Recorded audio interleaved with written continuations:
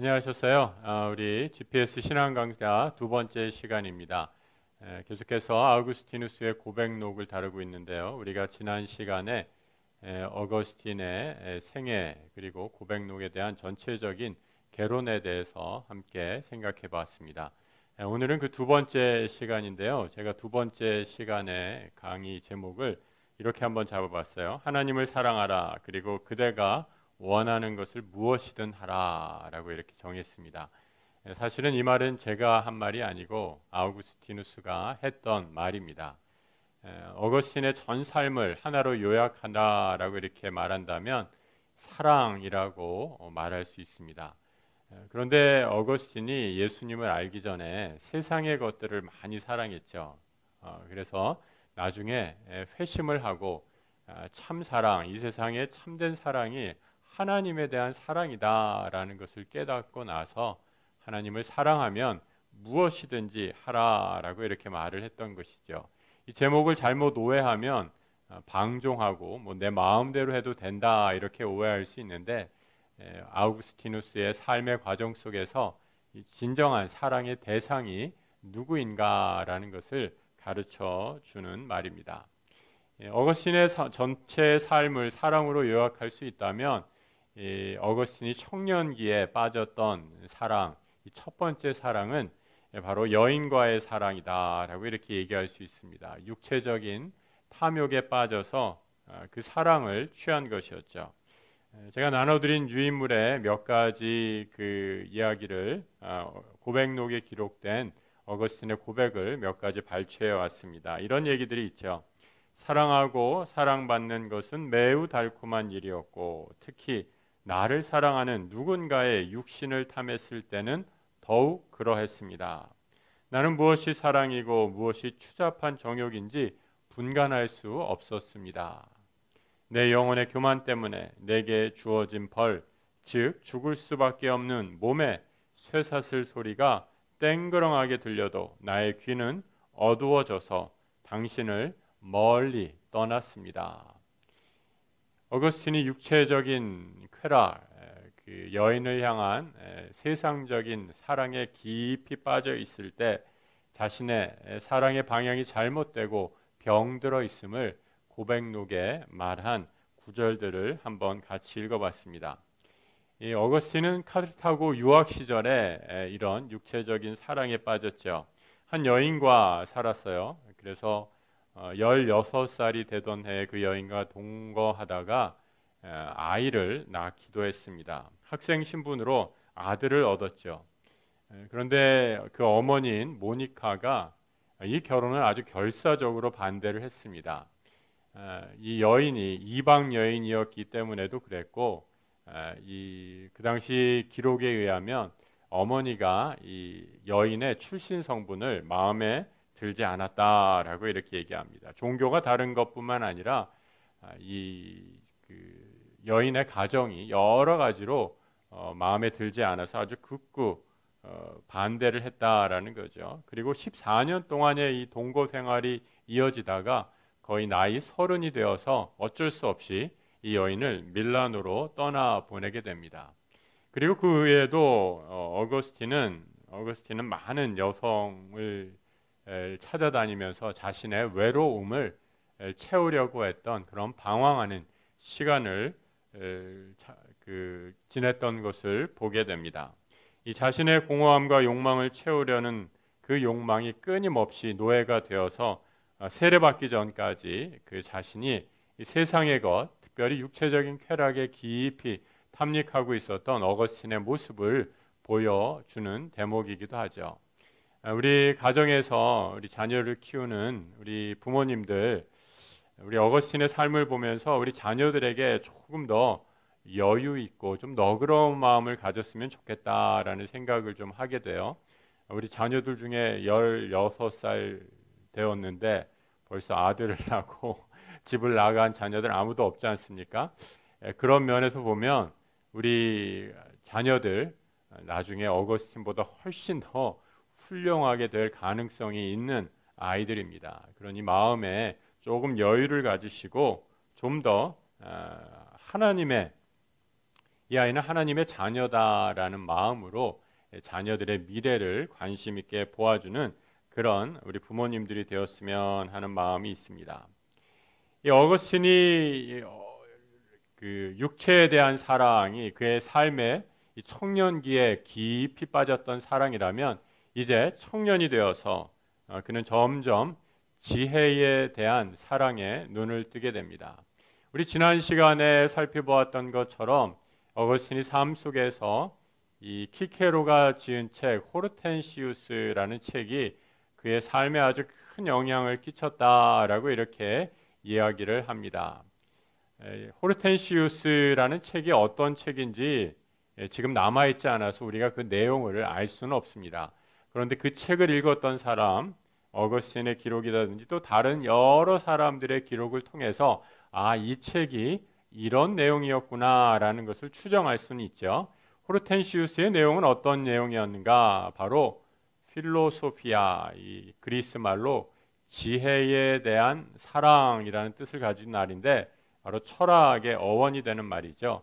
바로 이 지혜에 대한 사랑을 담고 있는 그런 책입니다. 이 책을 회상하면서 어거스틴은 그의 고백록에서 이렇게 말하고 있어요.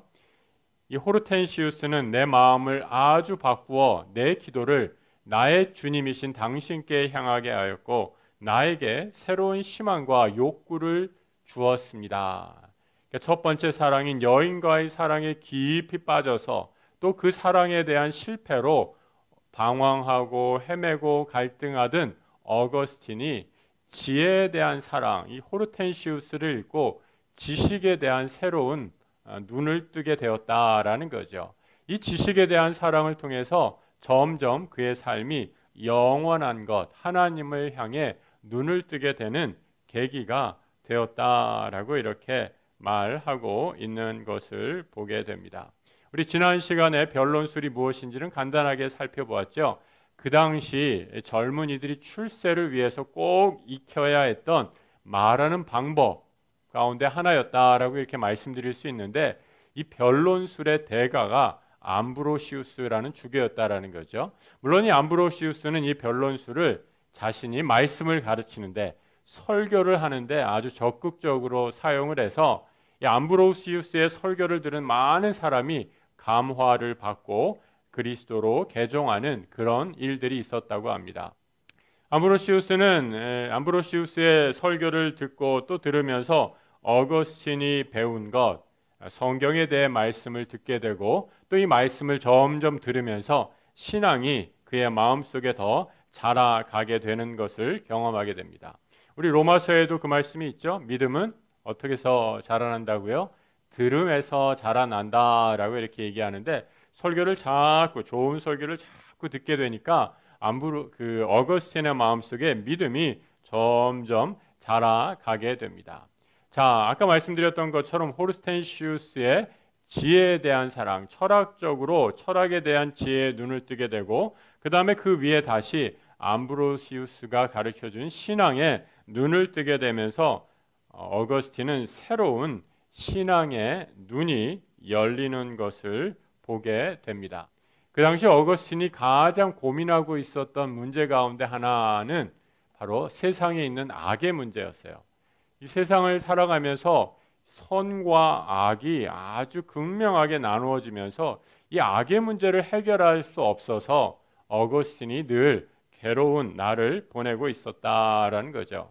근데 그 당시 시대에 이 선과 악에 대해서 아주 분명한 입장을 갖고 있던 일꾼의 사람들이 있었는데 이 마니가 주장한 마니교를 따르는 사람들입니다. 이 마니교 혹시 여러분 이름을 들어보셨는지 모르겠습니다. 이 마니교의 교리에 대해서 말씀드리자면 시간이 굉장히 많이 걸려요. 그리고 여러 가지 내용들이 많이 있기 때문에 이것을 다 말씀드릴 수는 없고요. 아주 간단하게 말씀드리면 마니교의 핵심 교리는 뭐냐? 선과 악이 이분법으로 나누어져서 선과 악이 끊임없이 투쟁하는 것이 이 세상의 역사다라는 거죠. 여러분 우리가 여기까지는 뭐 흔히 이해할 수 있죠. 세상에 보면 좋은 것도 있지만 좋은 것뿐만 아니라 나쁜 것도 있다라는 거죠. 그래서 이 선과 악이 늘 투쟁하는 것이 이 세상이다라고 이렇게 바라보는 거죠. 그런데 여기까지는 좋았는데 마니교는 한 걸음 더 나아가서 세상에서 악한 것은 바로 육체 때문이다. 내 육신, 이 사람이 몸을 입고 있기 때문에 세상이 악해진 것이다. 이 육신을 입고 있기 때문에 욕심도 생기고 여러 가지 타락을 하게 되고 많은 사람들에게 나쁜 짓을 저지르는 그런 악한 짓을 행한 것이다 라고 생각해서 이 육신의 것, 이 몸을 입고 행하는 모든 것들, 물질적인 세계들을 거부하는 그런 태도를 지니게 되었습니다. 그래서 이런 기본적으로 아주 극단적인 영적인 것과 물질적인 것을 나누고 물질적인 것을 좀 천시 여기고 영적인 것을 우대하는 그런 우선시하는 그런 교리 가운데 여러 가지 신비주의적인 사상들이 들어와서 이 어거스틴 시대에 마니교가 아주 큰 영향을 끼쳤던 것을 보게 되죠. 이 마니교 교리들을 가만히 살펴보면 아주 재미있는 것들이 있습니다. 이 사람들이 성경도 믿었어요. 그런데 이제 예수님의 사복음서도 믿었는데 이 사복음서의 일부분, 부분적으로 다 이렇게 그 자기들 마음대로 자신들의 교리에 맞게 이 성경의 내용들을 다 골라내서 그 내용들을 자기 마음대로 짜깁기 해서 거기에 맞게 마니교 경전을 따로 만들었다라는 거죠. 그래서 영적인 예수는 인정하지만 육적인 예수, 육신으로 몸을 입고 이 땅에 태어나신 예수는 거부하는 것을 보게 됩니다. 그래서 마리아, 성모 마리아, 동정녀 마리아가 예수님의 어머님 마리아가 예수를 몸으로 낳았다라는 것, 이 마니교들은 절대 인정하지 않았습니다. 아무튼 마니교는 이렇게 세상을 선과 악의 대립으로 보았는데 어거스틴이 보기에는 이 마니교의 시각으로 볼 때 사실은 어거스틴이 마니교에 아주 깊이 빠졌거든요. 그래서 나중에 우리가 시간이 될 때 어거스틴이 마니교 교리를 열심히 연구하고 공부하고 또 공부하는데 그 해결이 안 되는 거예요. 아까 말씀드렸던 악의 문제가 해결이 안 되는 거죠. 그래서 어떻게 결국은 이 마니교의 문제를 또 악의 문제를 해결하기 위해서 이 마니교와 갈라서게 되고 그 중에 어거스틴은 이 플라톤이라는 철학을 만나게 되고 이 플라톤 철학을 통해서 선과 악의 문제를 훨씬 더 유연하게 대처하고 해결할 수 있는 방법을 찾게 됩니다. 그래서 이 어거스틴은 플라톤의 이론을 통해서 이 물질주의, 이 마니교가 물질을 천시 여기고 경멸하는 태도로부터 해방되게 되고 지적인 회의론으로부터도 해결이 되게 됩니다. 어거스틴은 나중에 고백록에서 자기가 신앙을 새로운 방향으로 이 자리를 잡는데 이는 지금까지 말씀드린 신플라톤주의에 아주 큰 도움을 받았다라고 이렇게 이야기를 하고 있습니다. 어떻게 이야기하는가? 이 신플라톤, 이 플라톤주의자가 플라톤이 얘기하는 이 영혼에 대한 사랑에서 자기는 아주 큰 그 통찰력을 얻었다라고 이렇게 이야기를 하고 있습니다. 이 어거스틴이 플라톤에게서 배운 거 바로 이 에로스의 개념이었는데요. 에로스는 무엇인가? 제가 우리 나눠드린 유인물에 이렇게 정리를 해놨습니다. 육체에 갇힌 영혼이 영원의 세계를 향해 올라가는 힘이 바로 이 에로스다라고 이렇게 말씀드릴 수 있어요. 그래서 이 에로스를 통해서 온전한 것, 아까 말씀드렸죠. 악이라는 것은 선의 결여인데 인간이 육신을 입고 이 땅을 살아갈 때는 뭔가 좀 결여된 상태로 이 땅을 살아간다라는 거예요. 하지만 영원한 세계인 저 아름다움의 세계, 영원한 세계인 천상의 세계를 바라보기 위해서 이제 점점 더 그 영혼을 향해 나아가는 것이 에로스의 힘이다라는 것을 깨닫게 되고 그 에로스를 추구하려는 삶을 살게 됩니다. 어거스틴은 이 플라톤 철학을 통해서 그 당시 만연하고 있던 이 마니교의 선과 악의 극단적인 대립의 문제들 그리고 자신이 오랫동안 고민했던 선과 악의 문제를 어느 정도 해결할 수 있었지만 플라톤의 철학으로도 자신이 하나님을 만날 수 없었다라고 이렇게 얘기합니다. 그 이유 중에 하나는 철학자들의 하나님이라는 것이 너무나 추상적이고 비인격적이었기 때문이다라고 이렇게 말하고 있습니다. 어거스틴이 나중에 노년에 그 로마가 이방인들에 의해 침탈당하는 것을 보면서 어거스틴이 말년에 쓴 책 중에 하나가 신국론 하나님의 도성이라는 책이 있습니다. 이 하나님의 도성이라는 책에서 이 철학을, 특별히 플라톤 철학을 평가하면서 이렇게 얘기하고 있어요. 그들은 무엇을 사랑해야 하는지 발견했지만, 여기서 그들이라는 것은 이 플라톤 철학자들, 그 당시에 지혜로운, 이 지혜를 사랑했던 철학자들을 말합니다. 그들이 무엇을 사랑해야 하는지는 발견했지만 그 다음 부분이 중요하죠. 어떻게 도달할 수 있는지에 대해서는 알지 못했습니다 라고 이렇게 얘기한 거죠.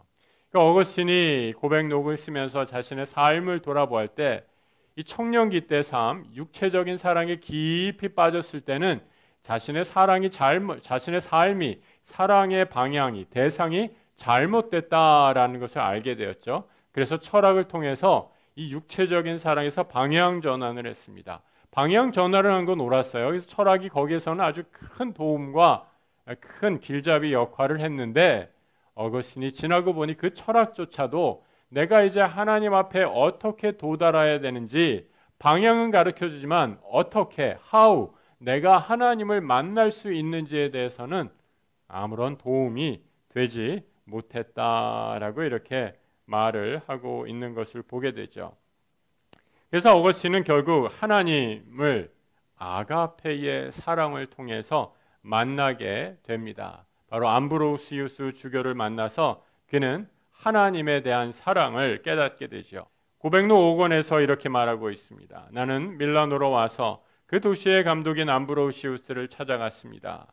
그는 세상에서 가장 훌륭한 사람 중 하나요, 당신의 충실한 종이라고 알려져 있었습니다.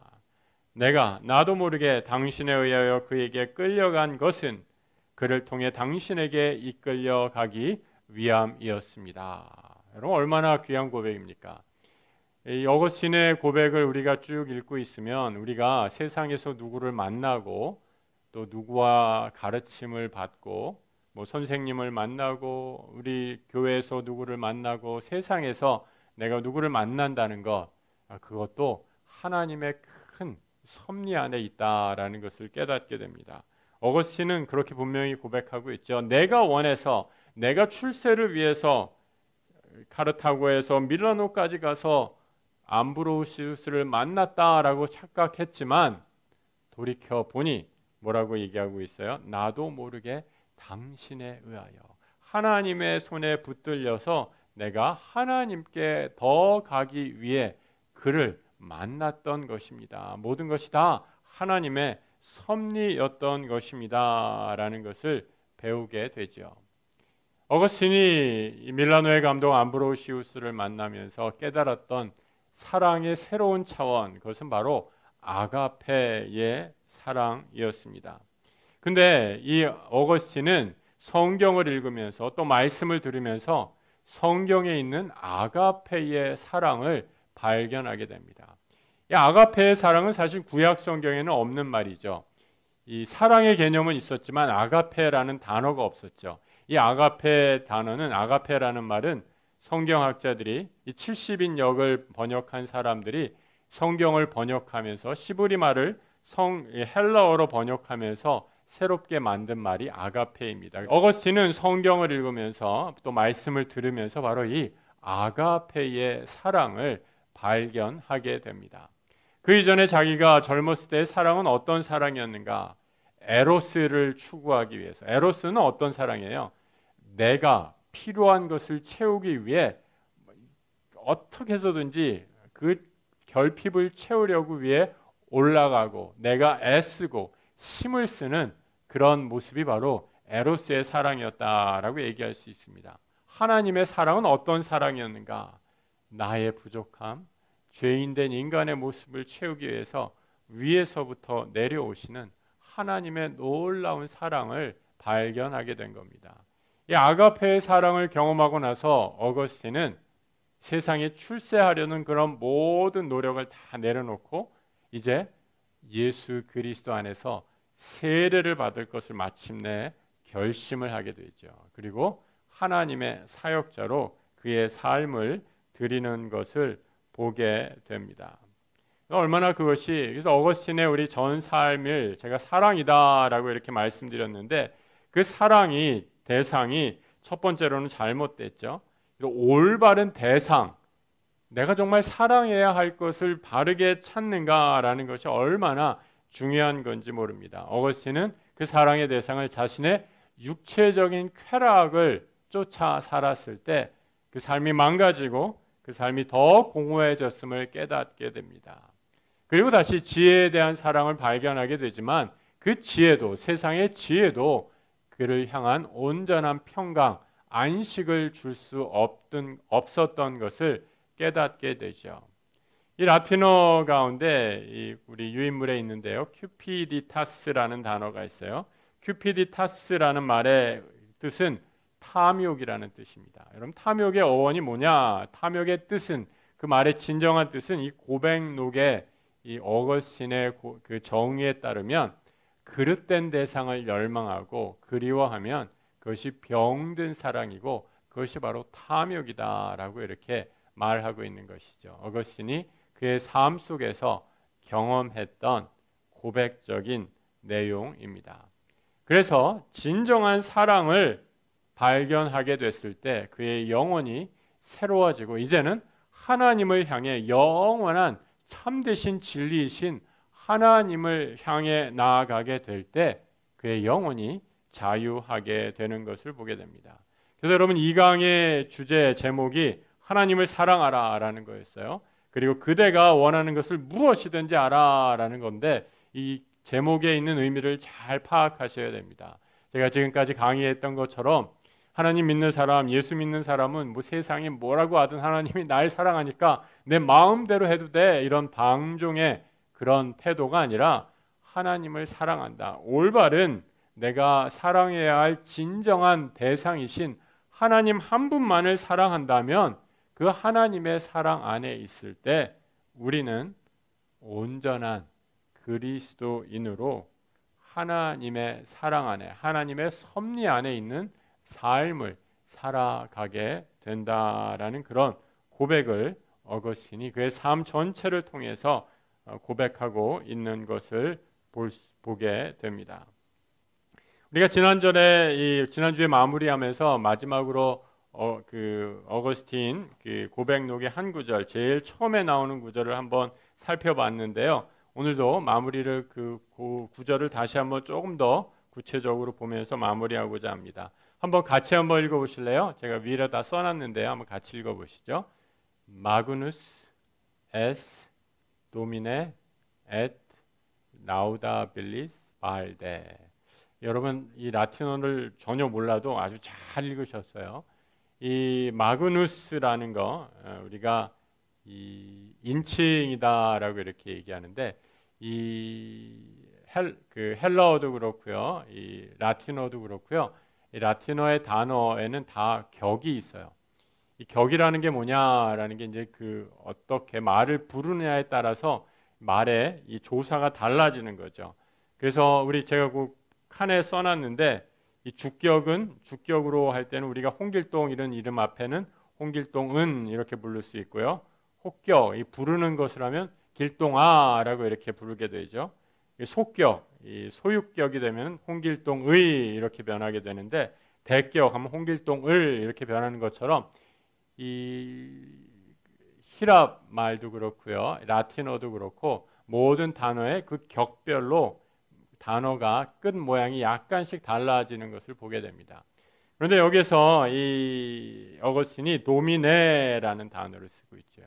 주여라는, 도미누스라는 주라는 말에 혹격을 사용하고 있는 것을 보게 됩니다. 주여라고 고백을 하고 있어요. 저는 이 구절을 읽을 때마다 참 그 어거스틴이 그의 삶에, 오늘 여러분들이 쭉 살펴봤던 그 삶에, 어거스틴의 삶의 쭉 궤적을 이렇게 본다면 더 큰 은혜가 되리라 생각이 됩니다.